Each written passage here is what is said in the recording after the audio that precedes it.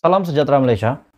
Setelah tular di media sosial berkenaan dengan dakwaan SPRM yang memberikan RM 10 juta kepada Wan Saiful Wanjan ataupun sebagai wang sogokan untuk menganiayai Presiden Bersatu Muhyiddin Yassin, akhirnya telah terjawab identiti sebenar siapa yang telah melakukan perkara ini, dan bahkan SPRM Tan Sri Azam Baki sendiri telah membuat kenyataan bahwa tidak akan memaafkan perkara ini disebabkan ini telah mencalarkan, telah memberikan satu reputasi yang buruk, secara tidak langsung memberikan satu pandangan yang negatif orang ramai kepada SPRM, dan ini patut dihentikan walaupun video itu sudah tular di media sosial.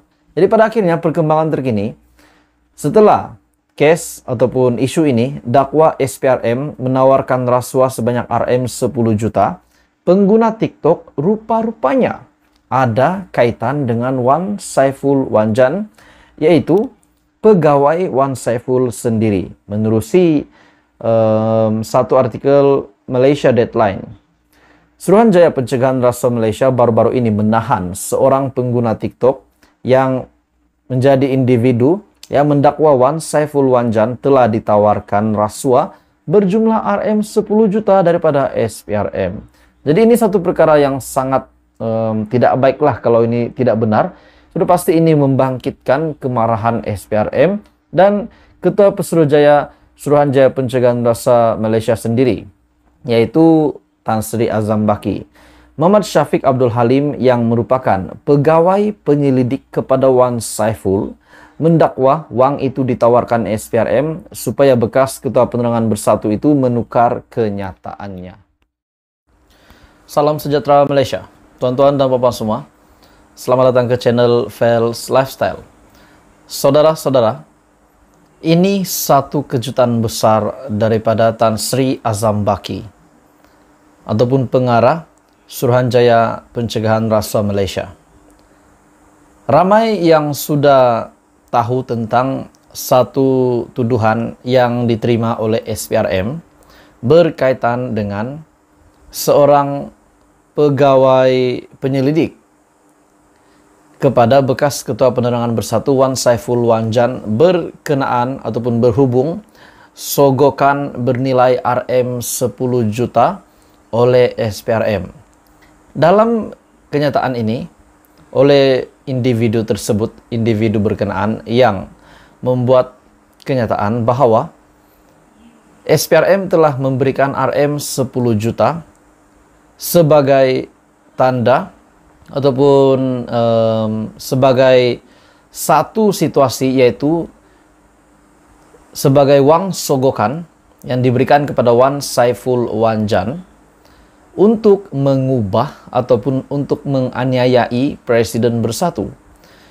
Dan pada akhirnya Tan Sri Azam Baki membuat pendedahan bahwa beliau tidak akan memaafkan individu tersebut walaupun individu tersebut telah membuat permohonan maaf.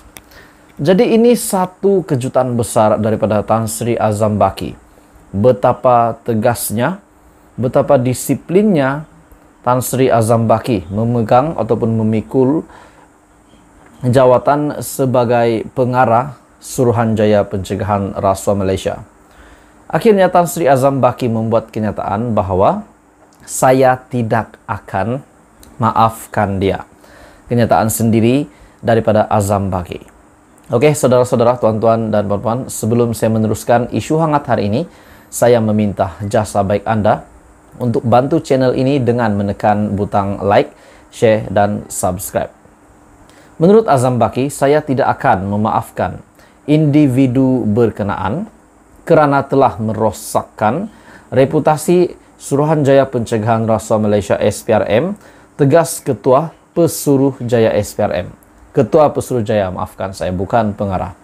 Jadi pada akhirnya Tan Sri Azam Baki mengambil keputusan mendedahkan kepada seluruh Malaysia, mendedahkan di media bahwa tidak akan memaafkan individu tersebut yang telah membuat satu tuduhan yang amat liar, dan walaupun permohonan maaf telah dilakukan Namun Tan Sri Azambaki menegaskan bahwa tidak akan memaafkan individu berkenaan disebabkan perbuatan yang telah dilakukan itu adalah satu tindakan yang sangat serius dan mampu merosakkan nama Azambaki sendiri dan juga agensi SPRM sendiri.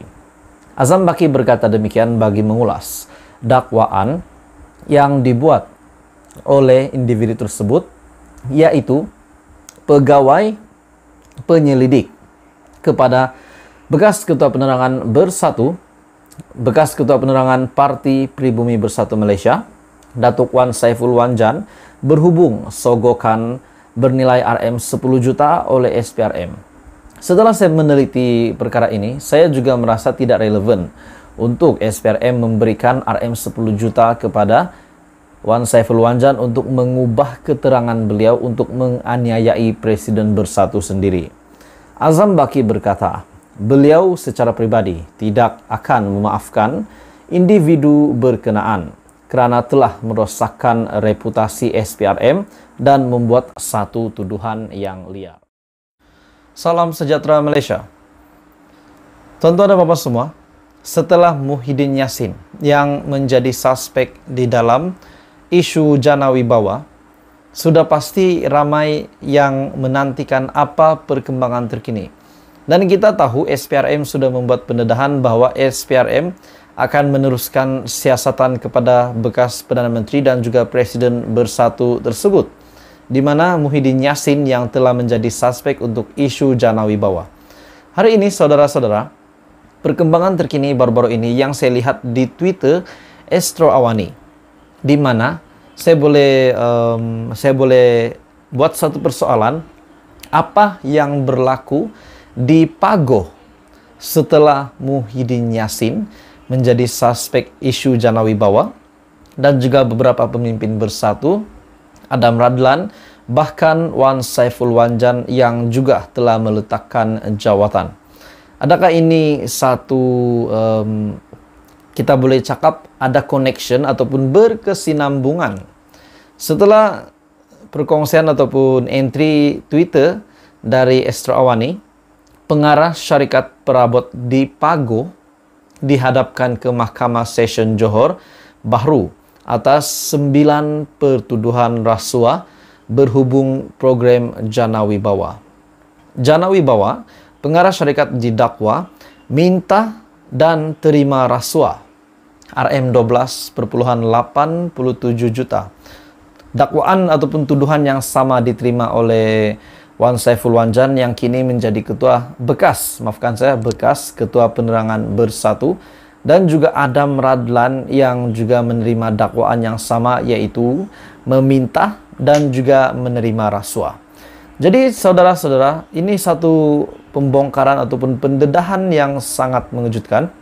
Dan kalau kita sedar ini berlaku di Pagoh, yaitu parlimen ataupun kubu kuat Muhyiddin Yassin.